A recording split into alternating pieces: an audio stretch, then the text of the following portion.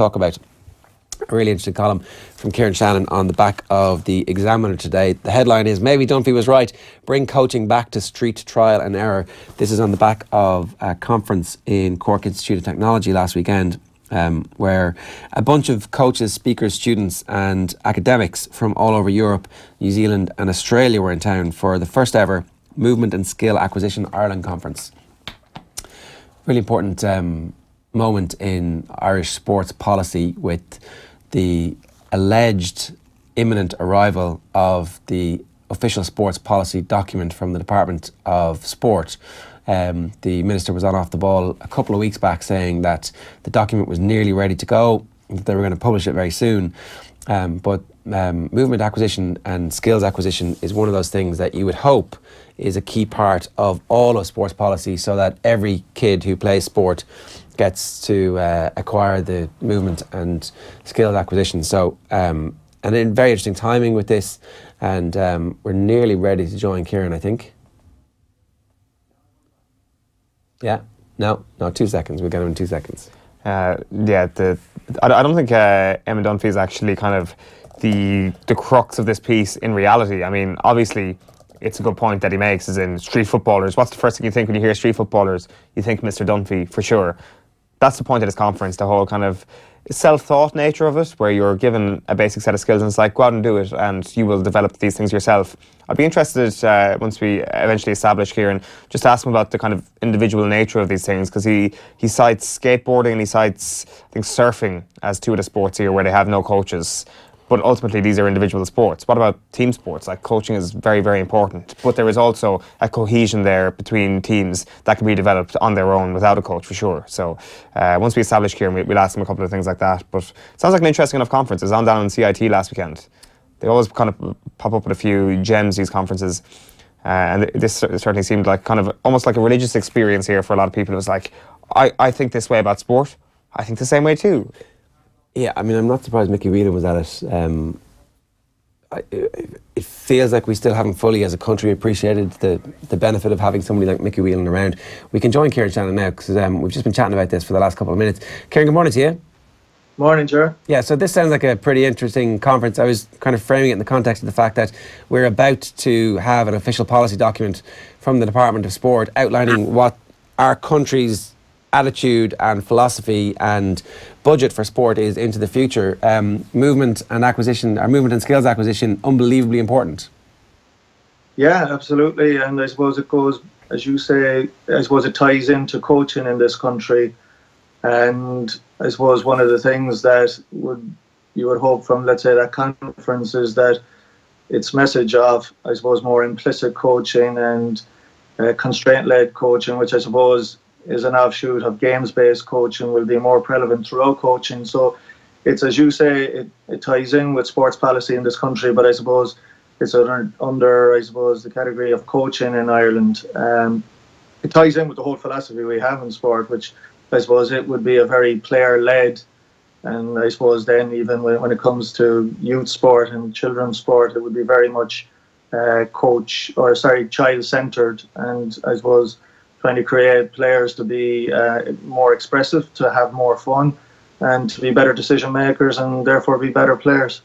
This is the type of thing that if we just said that this is what we believe in as a country, that it would have a knock-on impact for all of the sports we play. If every child went to their sports practice every week and decided that they were going to enjoy themselves, have the crack, in 10, 15 years, suddenly you're going to see expressive soccer players, expressive GAA players, expressive rugby players, expressive hurlers. It's just a natural, that becomes our sports philosophy as a nation. Yeah, there's that. You can start with the nation, which would be great, but I suppose it can start much more locally at that. It starts with your local club. I mean, one of the speakers was Mark O'Sullivan. He was a Cork man, but he's now based in Sweden, and he's coach education officer and working with the youth footballers in AIK Stockholm, and also as an advisor to the Canadian FA. And one of his points, like they were making about the policy document they have in both that club and the Swedish FA, something very simple, very basic, but yet hugely important, and is often overlooked, is that their coaching philosophy is in line with the UN Charter for Children, you know, and the rights of of children within the UN Human Rights Charter, like just a very basic thing like that. But like there were various examples throughout the conference of the value of actually each organisation, be it your local, it can be your own local club to your own county board, let's say, or governing body, having an actual what its actual policies and frameworks that they are using. So, for example, in the example was given off AIK Stockholm. It was given actually. We were given a little privy to even New Zealand Rugby, to England Rugby, to what their actual policies are. Like, where one of the things that they're trying to get away from, I suppose what was the eye opener. I've been following this form of coaching for a couple of years. That's how I was aware of the coaching conference. But that, I suppose the big thing from it was, and I heard you mention Mickey Whelan. I suppose the departure for where Mickey Whelan's coaching, and the Dublin players would rave about the coaching that he introduced them to, which was more a games-based coaching, which you would have had previously, I suppose, a generation when coaching became more formalised in the 70s, 80s, 90s. It became very much like off the military model. I suppose the theoretical, technical term for it would have been the information processing model, which was basically explicit coaching, drill, instruct your players, and it therefore stifled a bit of the creativity, and hence the reference to Dunphy that I had in the column today. Even though his name wouldn't have been mentioned, and it wouldn't have been, I'd say a lot of the international speakers would have no idea who he was. I suppose it resonated with me, and let's say even here in interviewing Mickey Whelan through the years, and Mickey was in attendance at the weekend, about basically, I suppose, the value of the old street football, and the article referenced as well how cage football is actually producing a lot of Premiership players from South London, which is, there's no coach telling the kid what to do. There's no joystick coaching, and I suppose we've had a couple of decades here now within this country and prevalent throughout all Western society of a more joystick coaching, explicitly telling the players what to do. Whereas what this is trying to get back to is make the player be the decision maker. I suppose the one departure would be from, let's say, the old street football would be, it would be, you would set up the game in such a way that the game teaches them.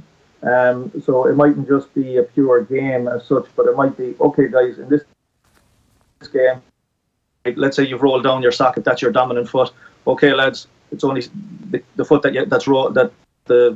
look, we're going to kick with that foot, you know, so you're working with your non-dominant, or that I suppose the big thing is to actually, a term that will come up, and some of the best coaches in the world do it, which is guided discovery, where you ask the player, you suggest to the player is actually has to think about, you know, let's say, where was the option? And they look up, it was free on the right, rather than say, Johnny, pass it to the right. And Johnny makes no decision, and he passes it to the right next time when maybe it's actually clogged up that way. So it's to develop decision makers and therefore better players, and they became more creative, they become better leaders, and they have more fun in the process rather than drill and not being engaged. And a big term that was used over the weekend was intentionality. You know, what's the intention of the kid? And often when they're in drills, they're just going through the motions. They're not really engaged. There's no real intent. Whereas if you set it up in a game-like scenario where there's an element of a challenge, there's a bit of a constraint, they're more likely to be, they're going to be way more engaged, and they're going to become better decision makers and more creative, and therefore better players, and have more fun in the process. From your experiences, Keiran, how big a barrier to this way of thinking is the cult of the coach and the ego that we sometimes see with coaches at even a local level? Yeah, I personally think, I mean, that's maybe where it started from, but I just think it's become more ingrained, where I just see, you know, good people wanting to help out, but they might be helping out a coach who's being conditioned through the old traditional, conventional model. And therefore, you know, you'll go to the local field and you'll just hear the kids being bombarded with information and not able to really process it, and it's not really helping them. So I don't think there's ego involved for a lot of well-meaning coaches there. I think it's just a lack of education. And I suppose you're looking at in this country. I think the message, some of the governing bodies have to get it more out there. I mean, it might be, let's say you take the Coach in Ireland model, they'll send head tutors to Limerick and they'll be upskilled by someone, let's say like Liam. I know Liam Magan has just finished up with the equivalent off, and he would have been very much big into how we coach rather than just what we coach. But is that okay? It's in that room, but is it getting out to your local field? And I don't think it is. I think Coach in Ireland could be more missionary-like in spreading best practice out there.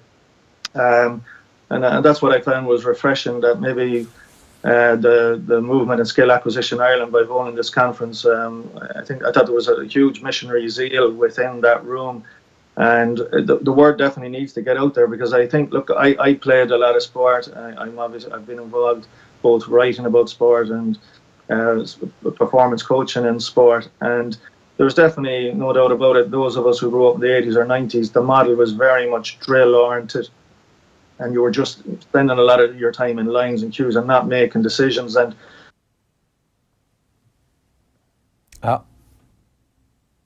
the line has gone there, unfortunately, from Keiran Shannon, but really interesting stuff, and we kind of only scratched the surface with it there, so we'll definitely come back to it. But if you want any more detail, it's on the back page of the Examiner today.